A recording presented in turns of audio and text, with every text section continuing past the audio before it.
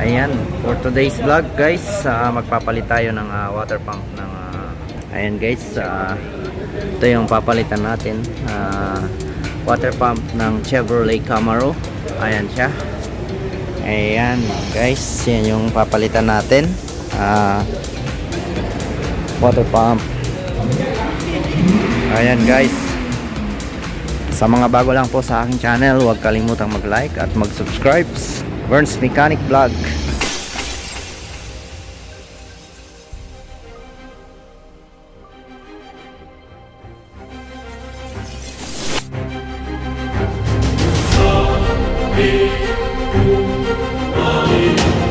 Okay.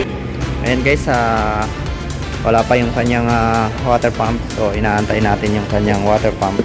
Ito yung kanyang problema, yung kanyang water pump. Tapos yung kanyang radiator. Yan, tatanggalin natin ganyan guys. Tatanggal ko na yung kanyang air intake. So simulan na natin.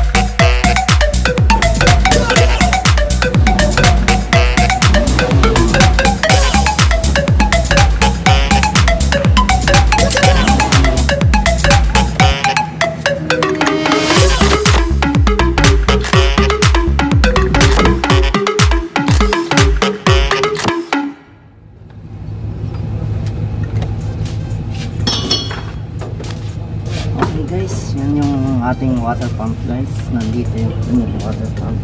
Tatanggalin natin yan.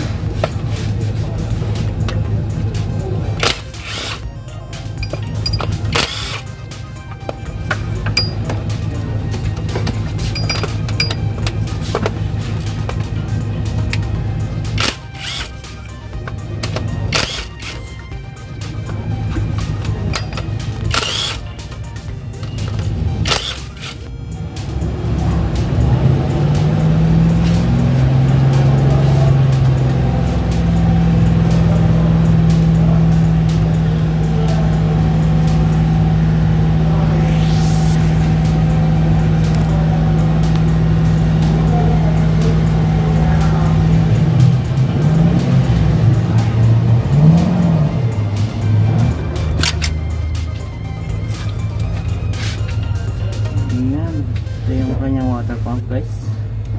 So yan, yan yung ating papalitan. And guys, kakabit na natin tong bagong water pump ng Camaro 6 cylinder. Yan yung kanyang itsura ng bagong water pump.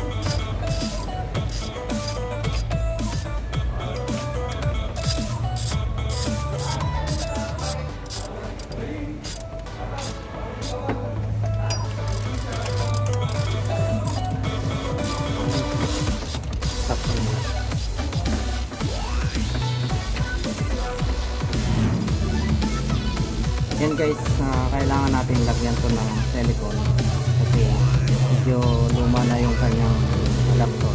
So lalagyan ko to ng silicone para sigurado tayong hindi tatagas yung kanyang tubig.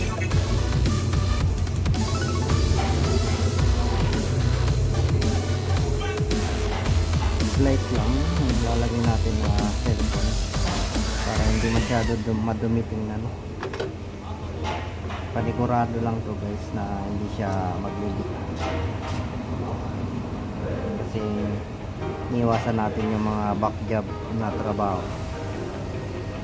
Kailangan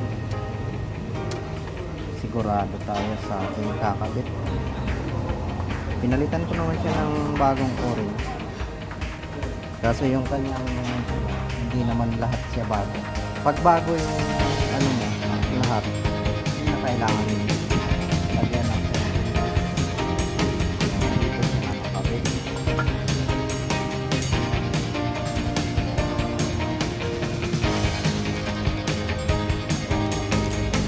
Sige.